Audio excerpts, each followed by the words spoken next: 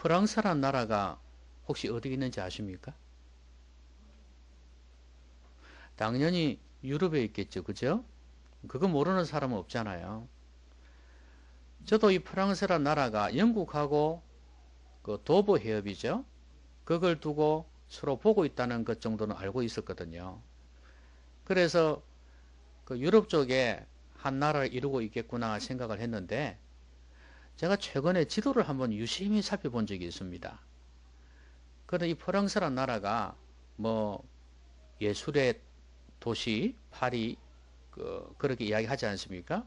그 예술이 발달된 나라, 또 잘 사는 나라, 뭐이 정도만 알고 있었어요. 왜 그런지를 몰랐어요. 그런데 지도를 보니까 이게 유럽 쪽에 그 바다 있지 않습니까? 대서양이죠. 그러니까 대서양 쪽으로도 프랑스가 연결되어져 있고, 그 다음 밑에 지중해 있지 않습니까? 이 지중해 쪽으로도 연결되어져 있더라고요. 그러니까 상당히 나라가 커요. 그래서 지중해 그 아름다운 해변도 독차지하고 있고, 또 대서양의 아름다운 그 경치도 다 자기들이 갖고 있는 거예요. 야, 그러고 보니까 이 나라가 참 그런 면에서는 복받은 나라라는 생각이 들더라고요. 그런데 여러분, 그거는 뭐 다른 강대국도 마찬가지겠지만 다른 많은 나라들을 희생시키고 얻은 그 밖에는 안 돼요. 그러니까 식민지 활동을 통해서 돈을 벌고 많은 사람을 희생시키면서 얻은 부밖에 안 되는 거예요. 땅도 그렇게 해서 차지한 거 아닙니까? 우리나라에도요, 이 프랑스 사람들이 쳐들어왔거든요. 문호를 개방하라고. 막 그렇게 했는데, 우리나라에서 프랑스 신부들을 갖다 죽여버려서 선교사들. 그래가지고 이 프랑스에서 화가 나가지고 군대를 보내왔습니다. 그런데 또 우리나라에서 또 얼마나 이 대항을 잘했는지 이들이 패했어요. 그래서 이들이 도망을 갔거든요. 도망가면서 이제 주로 강화도 쪽으로 들어왔거든요. 그 당시에는 그쪽으로 들어오고 그쪽으로 나가고 이랬거든요. 근데 이 강화도에 우리나라에 외 규장각이 설치되어 있습니다. 거기에 여러 가지 문화재가 거기 보관되어 있었거든요. 옛날에. 아, 그런데 이놈들이 도망가면서 거기에서 귀중한 걸 다 가지고 간 거예요. 그러나 이번에 이제 그 우리나라하고 조약을 맺었죠.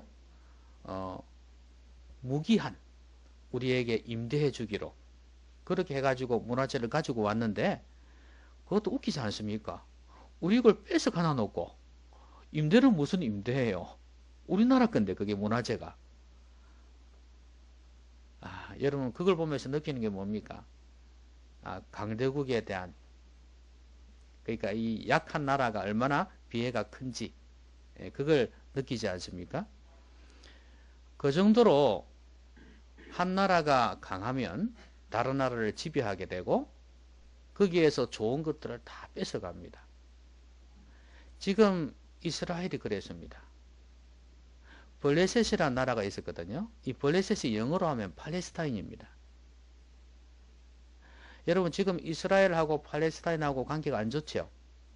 이스라엘은 팔레스타인이 조그만 나라거든요. 그래서 이 나라를 인정을 하지 않습니다. 그래서 조금만 일 터지면은 그냥 공격해 버리고 때려 버리고 많은 사람이 뭐 죽어 나갑니다. 자, 이런 관계 속에 있는데 이 앙숙이 옛날 지금 오늘 성경 본문에 나오는 이때부터 있었어요. 그러니까 이 블레셋이라는 나라가 그때는 이스라엘보다 강했거든요. 그래가지고 이스라엘을 공격해가지고 거의 20년 넘게 지배를 했습니다. 그러니까 온갖 좋은 걸 다 뺏어가지 않겠습니까? 더더구나 이 사람들은 이 언약궤가 있거든요. 이스라엘에게. 성전에 언약궤가 있었지 않습니까? 이 당시는 성막이니까 성막에 언약궤가 있었는데 여기에는 하나님께서 함께 하신다는 걸 알고 있었어요. 그런데 그 사람들이야 뭐 그런 쪽으로 생각합니까? 뭔가 신통방통한 어떤 그런 쪽으로만 생각하지요. 그래서 이것만 있으면 부적처럼 우리가 잘 되겠구나 생각하고 이것까지도 뺏어갔어요. 하물며 다른 것은 말할 것도 없겠죠. 온갖 좋은 것 다 뺏어갔습니다. 땅도 뺏어갔죠. 온갖 좋은 청춘 남녀들 다 잡아갔죠. 온갖 문화재뿐만 아니라 좋은 것이라고는 전부 다 뺏어갔습니다. 조공으로 바치기도 하고요. 그러니까 이 성전에 있는 성막에 있는 이 교회까지도 언약궤까지도 뺏어간 거예요. 근데 다행히도 그들에게 안 좋은 일이 일어나가지고 그걸 다시 돌려주어가지고 오늘 여기 보면 기란 이하림에 가지고 왔다 그랬지 않습니까? 그러니까 이 땅 백성들이 얼마나 가슴이 아픈지 이게 상징적인 의미가 있는데 이것만 겨우 자기를 뺏어갔지만 어쩔 수 없이 다시 돌려준 거 아닙니까? 이걸 가지고는 이 백성들은 여호와를 사모했다고 그랬어요. 이 식민지가 20년 이상 되니까 너무 괴로운 거예요. 모든 거 다 빼앗기고 사니까 너무 힘든 거예요. 이 블레셋에 의해서. 여러분 블레셋은요. 영적인 의미에서 보면 이 세상이라고 볼 수가 있어요. 그리고 다윗하고 여러분 싸웠을 때 누가 나왔습니까? 골리앗이라는 사람이 나왔죠. 골리앗이 블레셋 사람이에요. 그 고향은 가드고요. 가드도 블레셋의 한 도시였거든요. 그러니까 이 블레셋하고 다윗하고 이스라엘하고 싸웠는데 이건 바로 세상과 하나님의 나라하고 싸움이라고 보시면 돼요. 그 상징적인 의미가 있어요.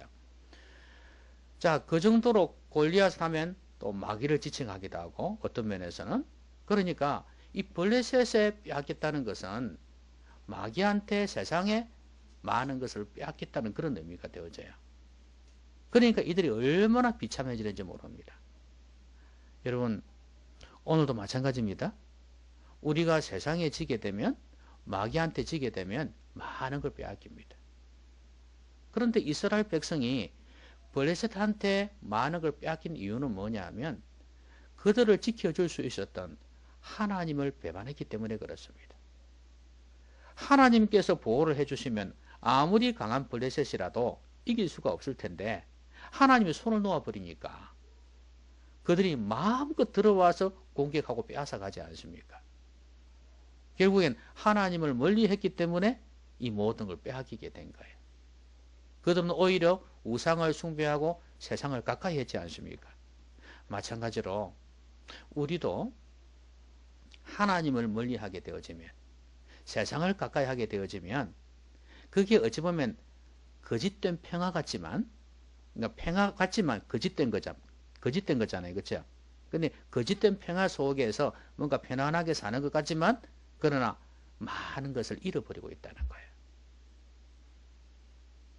여러분 우리가 마귀가 기뻐하는 삶을 살게 되어지면 하나님께서 싫어하시는 삶을 살게 되어지면 많은 걸 빼앗깁니다. 가장 기본적인 건 구원을 빼앗기지 않습니까? 그렇죠? 무엇보다도 하나님이 주시는 그 어떤 것보다도 물론 은혜도 빼앗깁니다. 그렇죠? 감사도 빼앗깁니다. 찬양도 빼앗깁니다. 기도도 빼앗깁니다. 사랑도 빼앗깁니다. 비전도 빼앗깁니다. 다 빼앗겨요. 그게 다 사라져가요. 그런데 가장 중요한 건 뭔지 압니까? 하나님을 빼앗겨요. 우리의 보호가 되시는 우리의 힘이 되시는 하나님 그분을 빼앗긴단 말이에요. 지금 이스라엘 백성들은 하나님이 없어요. 그래서 지금 하나님을 사모하고 있잖아요. 왜냐하면 하나님이 떠나가 버리셨거든요. 그 원수들이 공격해서 다 뺏어가지 않습니까? 그래서 이들이 막 부르짖고 한탄하고 괴로워할 때 이제 사무엘이 이 백성들에게 선포를 합니다. 어떻게 하면 빼앗긴 것을 다시 돌이킬 수 있을까? 뭐 여러 가지 빼앗긴 거 많이 있죠. 생활의 불편함, 여러 가지 그 먹을 거, 마실 거, 입을 거, 온갖 물건들, 뭐 가축들, 사람들 이것들 다시 빼앗아 돌아오는 것뿐만 아니라 하나님을 찾아야 될 거 아닙니까? 그죠? 제일 중요한 하나님을 잃어버렸잖아요. 그러니까 하나님을 찾아야 돼. 그래서 그 비결을 말씀하라고 했어요. 너희들이 이렇게만 한다면 너희들 빼앗긴 거 다시 찾을 수 있다는 거예요. 근데 중요한 것은 하나님을 다시 찾아야 되는 거예요. 이거 찾으면 하나님 찾으면 이 모든 것들이 다 다시 돌아오게 되어 있어요. 여러분 인생 살아오시면서 놓쳐버렸다. 잃어버렸다 하는 거 없습니까? 많은 사람들이 내 청춘을 돌려도 그러는데 그 청춘이 뭔데요? 젊음? 그럼 많은 세월이 지나가면서 청춘을 다시 돌려달라는 것은 다시 인생을 새롭게 시작하고 싶다 그 말 아닙니까? 그럼 인생을 다시 출발해서 그럼 뭐 하려고요? 더 죄 지으려고? 그건 아니죠. 세상 사람들 막 쾌락을 좋아했던 사람들은 청춘을 돌려도 그러면 그거 뭐예요? 더 즐기겠다는 이야기 아니에요. 나이 들어서 못 즐기니까 더 즐기겠다는 이야기인데 그러면 안 되죠. 정신이 바로 박힌 사람 같으면 청춘을 돌려도는 왜 그러는 거예요? 바로 살겠다는 거예요. 제대로 한번 살아보겠다는 거죠. 그 말은 살아오면서 많은 걸 놓쳐버렸다는 이야기예요. 많은 걸 빼앗겼다는 이야기예요. 너무 잘못 살아와가지고 그런 마귀한테 너무 많은 걸 빼앗겼다는 거예요. 이제는 좀 제대로 살아보겠다는 그런 말 아니겠어요? 여러분도 그런 거 많을 거예요. 아쉬운 거 많고 놓쳐버린 거 많고 잃어버린 거 많을 거예요. 그런데 청춘은 다시 돌아오지 않습니다.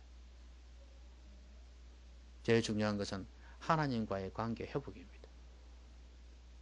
그래서 청춘은 다시 돌아오지는 않지만 그러나 내가 왜 청춘을 다시 돌이키고 싶은가를 생각해 보면 그것들은 다시 찾을 수 있어요. 하나님과 관계가 멀어졌던 그 가운데에서 잃어버렸던 거 있잖아요. 하나님의 은혜와 하나님의 사랑, 그 다음에 비전, 꿈이에요. 꿈, 거룩한 꿈. 이런 것들을 다시 찾을 수가 있어요. 당연히 구원도 찾을 수가 있죠. 거룩한 삶을 다시 회복할 수 있습니다. 그러면 어떻게 하면 될까요? 오늘 사무엘이 이들에게 이렇게 권면합니다. 3절에 한번 보십시오. 사무엘이 이스라엘 온 족속에게 말하여 이르되 만일 너희가 전심으로 여호와께 돌아오려거든 이방 신들과 아스타롯을 너희 중에서 제거하고 이게 첫 번째예요. 그렇죠? 두 번째가 뭐예요? 너희 마음을 여호와께로 향하여 그만을 섬기라 그랬습니다. 두 번째는 너희 마음을 여호와께로 향하라고 그랬습니다. 그 다음에 세 번째가 그만을 섬기라 그랬어요. 그리하면 너희를 블레셋 사람의 손에서 건져내시리라 그랬습니다. 이겁니다. 그러니까 이 말을 듣고 이스라엘 백성들이 어떻게 합니까? 4절에 보니까 바알들과 아스타롯을 제거하고 여호와만 섬기니라 그랬지 않습니까? 자, 여러분 우상입니다. 우상을 제거해야지 하나님께로 돌아올 수 있다고 말씀합니다. 하나님이 옛날에 잃어버렸던 거 다시 회복시켜 주신다는 거예요. 어찌 보면 우리의 일생은요, 우상을 숭배하는 인생이라고 볼 수 있습니다. 여러분, 우상이 뭡니까? 종교적인 의미에서 뭐 불상이라든지 신주단지를 모셔놓고 그 앞에서 절하고 그걸 섬기는 거하고 그것도 물론 우상 숭배입니다. 그렇죠? 그거 당연하죠. 정한수 떠놓고 비는 것도 마찬가지고 나무 밑에서 음식 차려놓고 절하는 것도 마찬가지고 바닷가에서 촛불 켜놓고 음식 차려놓고 비는 것도 마찬가지죠. 다 우상 숭배입니다. 옛날 이야기 같아서 웃었습니까? 그렇습니다. 그게 다 우상입니다. 당연히 불상 앞에서 그 여러 번 절하는 거 뭐 천 번 절하는 거 있지 않습니까?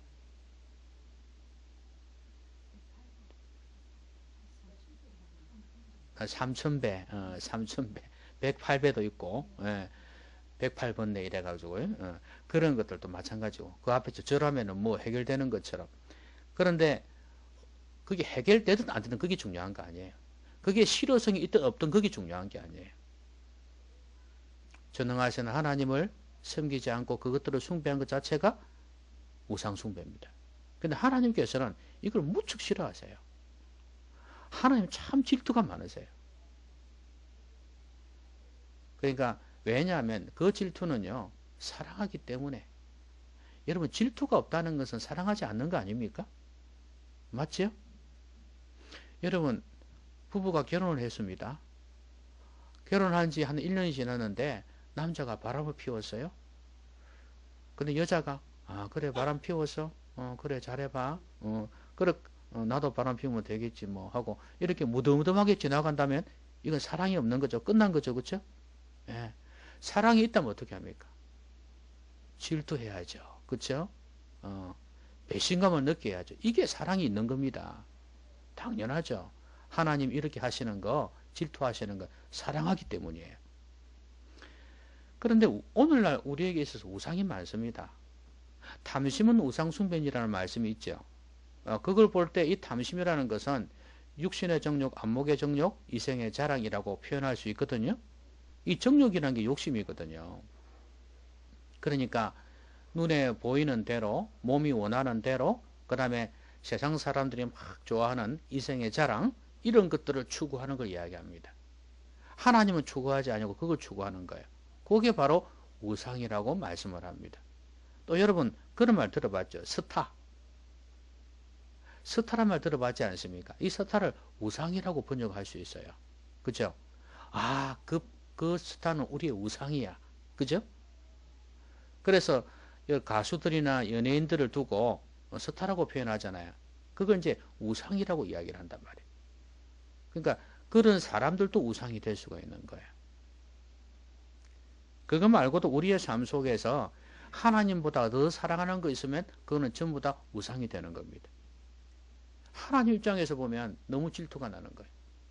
내가 어떻게 해서 자기들을 만들었고 이끌어 왔는데 구원해 주었는데 헌신자같이 버리고 다른 무언가를 더 사랑하고 있다는 거. 하나님의 자존심에는 견딜 수가 없는 거예요. 이런 우상을 제거하는 것이 하나님을 가까이 하는 비결입니다. 여러분 왜 하나님 가까이 하고 싶은데 왜 기도하고 싶은데 기도가 안 되고 왜 하나님 앞에서 좀 부르짖고 싶은데 안 되고 말씀을 좀 깨닫고 배우고 말씀의 은혜를 받고 싶은데 왜 안 되는 줄 아십니까? 하나님과 나 사이에 가로막힌 담이 있으니까 그렇습니다. 이 우상을 제거하지 않으면 하나님보다 더 마음을 두고 있는 것, 하나님보다 더 시간을 들이고 하나님보다 더 물질을 들이고 하나님보다 더 내 에너지를 쏟는 그것이 우상이란 말이에요. 그게 있기 때문에 안 되는 거예요. 여러분 그게 뭔지 한번 잘 돌아보십시오. 저는 여러분의 삶을 잘 몰라요. 여러분 어디에다가 더 시간과 물질과 에너지를 쏟고 있습니까? 그거 제거하지 않으면 하나님과의 관계 회복이 안 됩니다. 여러분 빼앗긴 거 찾을 수가 없어요.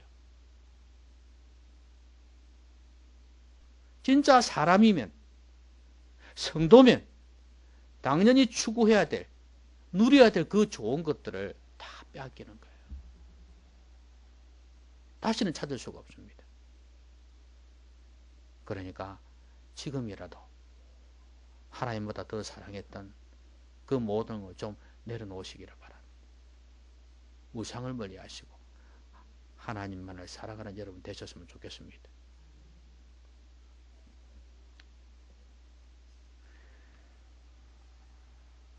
좋은 집이 있으면 안정감이 있죠. 든든한 직장이 있으면 안정감이 있죠. 그런데 하나님 외에는 우리가 안정감을 두어서는 안 됩니다. 이게 믿음의 사람의 모습이에요. 세상 사람들은 당연합니다. 그게. 그런 것에 안정감을 두죠. 그런데 성도는요. 아무리 그런 게 있어도 하나님이 내 안에 없으면 하나님이 함께 하지 않으면 불안합니다. 이건 아닌데 이건 아닌데 무언가 빠진 것 같아. 무언가 허전해. 우리 인생은요. 하나님이 아니면 채워질 수 없는 공간이 있다는 사실을 아셔야 됩니다. 하나님 안에서만 안정감을 누리는 여러분 되시기 바랍니다. 근데 그 다음 보니까요. 이런 말씀을 하고 있어요. 너희 마음을 하나님께로 향하여 그만을 섬기라 그랬지 않습니까? 여기서 향한다는 의미가 어떤 의미가 있냐 하면요. 마음을 단단하고 견고하게 세운다는 의미가 있어요. 하나님께로 향한다는 것은 그냥 몸만 돌이키는 게 아니잖아요. 그쵸? 내 전 인격이, 내 전 영혼이, 내 전 삶이 하나님께로 향해야 되니까. 그리고 한번 잠시 봤다가 돌이키는 게 아니잖아요. 계속해서 지향을 해야 될 거 아닙니까? 그러기 위해서 여기 말씀대로 마음을 단단하고 견고하게 세우는 것입니다. 이게 되어져야 돼요. 근데 사람이 이렇게 결심을 했다가도 마음이 흔들리잖아요. 그렇죠? 예. 근데 자기 이익 때문에 그럴 수 있겠죠. 자기 욕심 때문에 그럴 수 있어요. 이 정치가들 막 여당이든 야당이든 할 것 없이 이랬다 저랬다 이랬다 저랬다 그러잖아요. 그렇죠? 백성들은 한결같은데. 예. 그런데 이 정치가들은 왔다 갔다 자기 이익 때문에 그런 거예요. 이 사람도 그래요. 하나님 앞에서. 하나님을 향해야 되는데 전심으로. 그런데 이게 왔다 갔다 흔들린단 말이죠. 그래서 마음을 단단하고 견고하게 세워야 되는데 4절을 보시면 이렇게 우상을 제거했지 않습니까? 그런데 사무엘이 볼 때는 아직도 부족한 거예요. 이놈들이 하면 이상한, 이 사람들이 언제 또 돌아설지 몰라요. 그죠? 언제 또 돌아설지 몰라. 그래서 좀 더 단단하게 하기 위해서 어떻게 말씀하냐면 5절에 나와 있습니다. 온 이스라엘은 미스바로 모이라. 내가 너희를 위하여 여호와께 기도하리라 그랬습니다. 자, 그 다음에 이들이 이제 같이 모였습니다. 모여서 뭐 합니까? 미스바에서 6절에 보니까 한마디로 이야기하면 금식도 했고요. 종일 금식했다 그랬죠? 그러면서 기도를 합니다. 뭐라고 그러냐면 우리가 여호와께 범죄하였나이다. 이게 핵심 포인트예요. 회개죠, 회개. 그렇죠? 자신들이 이때까지 우상을 숭배하며 살아왔던 그 삶에 대해서 회개를 하지 아니하면, 회개는 첫 번째는 뉘우침이 있어야 되고, 후회죠, 후회. 뉘우침이 있어야 되고, 그 다음에 돌아서는 게 있어야 돼요. 이게 진정한 회개거든요. 그러니까 뉘우치고 고치는 게 있어야 되는데 이게 안 되면 회개가 안 됩니다. 그래서 이 사람들이 하나님 앞에서 죄를 자백을 하고 있습니다. 이제 우상도 끊긴 끊었습니다. 끊었는데 아직도 더 마음이 단단해지도록 하기 위해서 사무엘이 미스바로 모은 거거든요. 하나님 앞에서 일단 자신들의 삶에 대해서 철저하게 뉘우치고 회개하는 게 필요하다고 말입니다. 그래야지 그것도 금식과 함께 얼마나 마음이 이제 하나님께로 단단하게 굳어지겠습니까? 사무엘은 그걸 알았던 거예요. 그래서 우리도 하나님께로 온전히 돌아서려면요, 내가 사랑했던 이 모든 것들을 내려놓는 거, 우상을 내려놓는 것뿐만 아니라 하나님께로 마음이 향해질 수 있게 해야 됩니다. 그게 뭘까? 그게 바로 여기서 말하는 이제 금식이었고 회개였어요. 적어도 하나님 안에서 내가 몸부림치는 그런 모습이 있어야 된다는 거예요. 마음이 하나님께로 갈 수 있어야 된다는 거예요. 그냥 말했다 해서 잠시 했다 해서 그게 해결되는 거 아니거든요. 여러분, 마귀는 계속해서 공격할 거 아닙니까? 우리의 마음을 유혹하고 공격할 거거든요. 그러니까 그게 넘어가지 않도록 단단하게 해야 되는데 그 방법이 뭐냐? 진실한 회개. 금식까지 어우러지면 더 좋죠. 왜냐하면 내 영혼이, 내 인격이 완전히 하나님께로 향하기 때문에 그렇습니다. 그런 시간을 가져봐야 된다는 거예요. 우리가 무언가를 경험하게 되면요, 그쪽으로 마음이 갈 가능성이 많습니다. 안 해본 걸 하게 되어지면 그쪽으로 마음이 가져요. 아마도 안 먹던 사람이 술을 먹게 되면 어떤 현상이 생길까요? 술 먹는 사람을 변호할 가능성이 많죠? 그렇죠? 나는 옛날에 술 안 먹을 때는 술 먹으면 사람 죽는 줄 알았는데 그거 아니더라. 나른한 것이 참 좋더라. 그러면서 나 술 먹는 사람 이해된다. 그러지 않겠어요? 그죠? 괴로울 때 한 잔 먹고 기분 좋을 때 한 잔 먹고 사람도 사귀고 얼마나 좋냐? 변호할 가능성이 많아지죠. 그렇죠? 그렇습니다. 자기가 경험하면 그쪽으로 마음이 가져요. 제일 중요한 것은 하나님을 경험하는 게 참 중요하단 말이에요. 지금 내가 말하는 술 먹는 거 좋다는 이야기가 아니고 하나님을 경험하면 하나님께로 마음이 간다니까요. 그리고 하나님을 소개하고 싶어진다니까요. 하나님 있는 사람을 변호하고 싶어진다니까요. 이게 이렇게 중요합니다. 그러니까 하나님을 금식과 기도를 통해서 경험하는 것, 하나님 임재를 경험하는 것, 이것이 이렇게 중요하다는 걸 보여주는 거 아니겠습니까? 여러분 언제 그런 시간 가질 수 있겠어요? 여러분 그런 시간 가져보셨습니까? 예? 다른 사람이 알지 못하는 하나님과 나만의 비밀. 직분자는 비밀스러운 믿음이 있어야 된다 그러거든요. 예?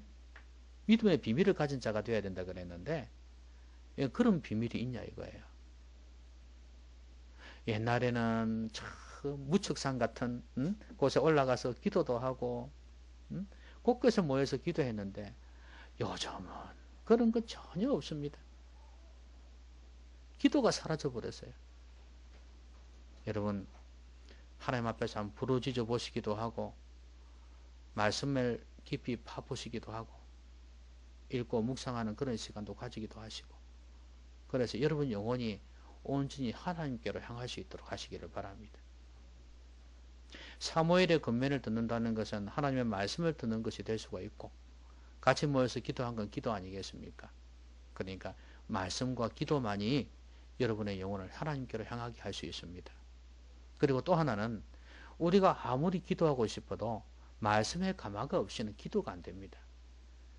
여러분 오늘 주보 그 모양 칼럼에 보시면 나오겠지만 여러분 기도를 하려고 해도 안 되는 이유가 뭔지 압니까? 내가 뭔가 텅 빈 것 같고 내 삶이 이건 아닌 것 같다 싶을 때 하나님께로 돌이켜서 기도하고 싶은데 안 되는 이유가 뭔지 아십니까? 거기 적어놨습니다만 말씀의 감화가 없기 때문입니다. 많은 사람들이 이 분위기를 갖다가 이 안 좋은 분위기를 이렇게 바꿔보기 위해서 찬양을 열심히 합니다. 영적으로 회복시키기 위해서 찬양을 열심히 해요. 근데 그것만 가지고 안 돼요. 뭐 전도해보면 되겠지? 아니면 막 기도를 좀 해보면 되겠지? 안 된단 말이에요. 제일 중요한 건 하나님의 말씀의 감화예요. 이 말씀의 감화가 있으면 기도가 살아나기 시작합니다. 그러니까 말씀과 함께 기도가 살아나기 시작하면 우리의 영혼은 하나님께로 향하게 되어지고 그것이 지속이 되어지면 하나님을 향해서 우리의 마음이 단단하게 굳게 세워질 수가 있다는 사실. 이걸 꼭 기억하셨으면 좋겠습니다. 자, 그 다음에 누구만을 섬기라고요? 그만을 섬기라. 여호와만을 섬기라. 하나님만을 섬긴다는 것은 섬긴다 하는 이 단어는 결국은 종이란 뜻이거든요. servant예요. servant. serve 한다는 말 알죠? 네, 섬긴다는 말이에요. 하나님만 예배한다? 하나님만 섬긴다는 의미인데 나는 하나님의 종이 된다는 이야기예요. 그 말은 하나님을 내 삶의 주인으로 모신다는 말씀 아니겠어요? 하나님께서 내 삶의 주인 되게 하라는 거예요. 여러분 우리에게는 누가 주인입니까? 내 삶에. 여러분이 주인이죠. 여러분 인생에 인생을 항해라고 표현하지 않습니까? 그렇죠? 바다를 항해를 하게 될 때 이 선장이 마도로스가 이거 키를 잡고 있지 않습니까? 그렇죠? 예. 그리고 이제 뭐 평소 항해사에게 맡기기도 하지만 책임은 선장에게 있는 거죠. 근데 이 키를 가지고 이렇게 해 나간다고 그러는데 내 인생의 배, 이 항해를 할 때 키를 누가 잡고 있느냐는 거예요. 내가 잡고 있는 경우가 너무 많습니다. 그게 자기 인생의 주인이라는 거예요. 왜냐하면 내 생각대로 내 경험대로 내가 모든 걸 계획하고 결정합니다. 이 주인이 나라는 거예요. 한 번도 하나님께 물어보질 않아요. 하나님 이거 어떻게 했으면 좋겠습니까? 하는 그런 질문조차도 생각조차도 하지 않는 사람들이 많아요. 그냥 내 마음에 원하는 대로. 근데 여러분 솔로몬이 전도서에서 이 말씀 했죠. 물론 이게 자기 아들에게 주는 권면인데 뭐 아들뿐이겠습니까? 모든 백성들에게 준 권면이었는데 젊었을 때, 그러니까 늙어서 난 이제 낙이 없다 할 해가 가깝기 전이라 그 말이에요. 그때 내 마음에 원하는 것과 내 눈이 보는 대로 쫓아 행하라. 그러나 이 모든 일들로 인해서 하나님이 너희를 심판하실 줄 알아라. 이 말씀을 했어요. 여러분, 우리의 마음대로 원하는 대로 산다는 건 내가 주인이란 이야기예요. 우리 인생은요, 하나님이 만드셨어요. 그렇기 때문에 내가 주인이 아니에요. 하나님이 주인입니다. 이 모든 것에 대해서 주인이신 하나님께서 심판하시겠다고 말씀하셨어요. 여러분, 착각하시면 안 됩니다. 내 인생은 나의 것? 어디서 많이 듣던 소리죠? 이게 얼마나 하나님을 반역하는 언어인 줄 아시겠습니까?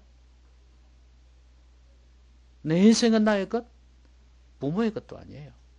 내 인생은 하나님의 것이에요. 여러분, 아까 우리 찬양 중에 이런 게 있었죠.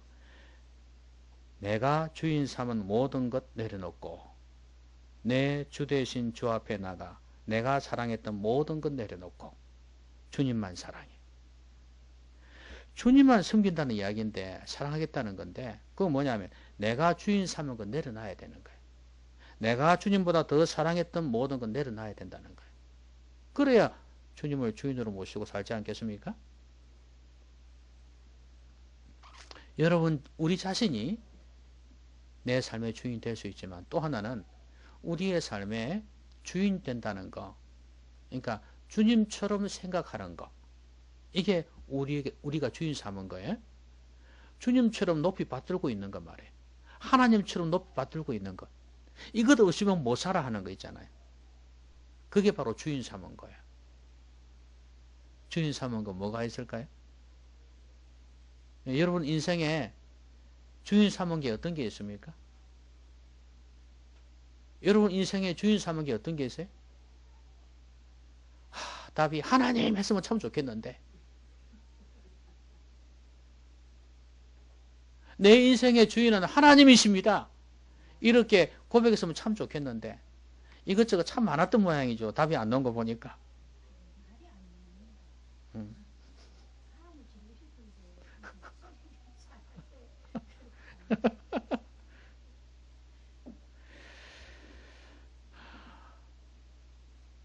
돈도 주인 될 수 있겠고 다른 많은 것들이 우리의 삶의 주인 될 수 있습니다. 여기에서 안정감을 누리고 이것 없이는 살 수가 없다는 그런 마음 가지는 경우가 많이 있죠. 이게 바로 내 삶의 주인일 거예요. 이거 내려놓으셔야 됩니다. 그러면 하나님께서 우리의 삶의 주인으로 오실 겁니다. 주님으로 오신다고요. 왕으로 오신다고요. 다스려 주신다고요. 그러면 하나님과의 우리의 관계가 회복이 되어지면서 하나님께서 도와주심으로 우리가 빼앗겼던 그 많은 것들을 다시 가져다 주실 것입니다. 회복할 수 있을 거예요. 말씀 뵙겠습니다. 여러분 인생 살아오면서 빼앗긴 거 많이 있죠. 좋은 성품도 빼앗겼고 왜냐하면 여러분 그 세상에 너무 험한 세상에 일찍 내몰려가지고 그것을 막 추구하기 위해서 막 살다 보면 진짜 하나님 안에서 추구해야 될 어떤 하나님의 성품이랄까? 그죠? 그 교양이랄까? 이런 것들을 많이 놓쳐버리잖아요. 그죠? 그 다음에 또 하나는 신앙도 놓쳐버리게 되고 믿음 말이에요. 당연히 은혜도 놓치게 되어지고 또 규모 있는 삶도 놓쳐버리게 되어지고 사랑도 놓치고 믿음 안에서의 좋은 믿음의 사람과의 그런 관계도 놓쳐버리고 당연히 믿음의 사람들을 놓쳐버리죠. 내가 믿음이 없게 되어지면 이 좋은 것들을 다 놓쳐버려요. 근데 하나님께서 그것을 회복하는 비결을 말씀하셨습니다. 제일 중요한 것은 하나님과의 관계였어요. 그죠? 네. 하나님과의 관계가 무너지니까 다 무너지더라 이거예요. 심지어 어떤 경우에는 그 좋은 관계도 하나님 관계가 무너지면 다 무너져 버리는 경우가 있어요. 심지어 부부 관계도 그렇지 않습니까? 하나님 관계가 바로 서 있으면은 부부 관계도 이렇게 좋아질 수가 있는데 하나님 관계가 무너지니까 부부 관계도 무너지는 경우를 많이 봤거든요. 근데 또 갈라질 점에 있는 부부가요, 하나님 관계 회복되어지면서 하나가 되어지는 것도 봤어요. 그러니까 모든 것이 결국엔 하나님을 놓침으로 인해서 잃어버릴 거예요. 오늘 우리에게 말씀합니다. 진정한 회복, 빼앗긴 걸 다시 찾는 비결, 그것은 하나님과의 관계 회복인데 첫 번째는 우상을 멀리하는 것이었어요. 하나님보다 더 사랑했던 것, 그걸 갖다가 제거하는 것이었습니다. 그리고 마음을 하나님께로 향해야 된다는 거예요. 하나님을 향한 그 마음을 굳건하게 세우는 거예요. 그러기 위해서는 회개의 기도가 있어야 되고 말씀이 있어야 되고, 이걸 통해서 하나님을 깊이 경험하는 사람이 되어져야 된다.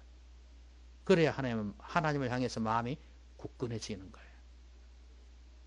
거기에다 내가 주인 삼은 것, 모든 것 내려놓고 하나님만을 섬기는 거예요. 이렇게 되어지면 하나님도 우리의 삶의 주인으로 오실 것이고, 빼앗긴 모든 것을 회복해 주시면서 이거야말로 성도의 삶이구나, 하나님의 백성의 삶이구나 하는 것을 경험하게 될 것입니다. 여러분 모두가 빼앗긴 것을 다시 회복하는, 좋은 것을 회복하는, 마귀한테 빼앗겼던, 세상에 빼앗겼던 그 좋은 것들을 회복하는 그런 삶을 살아가시기를 주의 이름으로 기원합니다. 기도하십시다. 오늘 말씀 생각하면서 같이 한번 기도하겠습니다. 하나님, 너무 좋은 것이 많이 있는데, 이거 하나님 주셨는데 많은 것 빼앗겼습니다. 하나님과 관계가 너무 소원해져서 멀어져 가지고 빼앗긴 게 한두 개가 아닙니다. 아마 여러분 마음속에 그런 게 몇 가지가 떠오를 수 있을 거예요. 이걸 좀 하나님 회복하게 달라고, 내 인생 다 하기 전에 이걸 좀 회복하게 달라고, 좀 더 빨리 회복하게 달라고, 내 자신에게 있어서, 내 가정에 있어서 좀 회복해야 될 거 꼭 회복할 수 있도록 우리 같이 한번 기도했으면 좋겠습니다. 기도하십시다.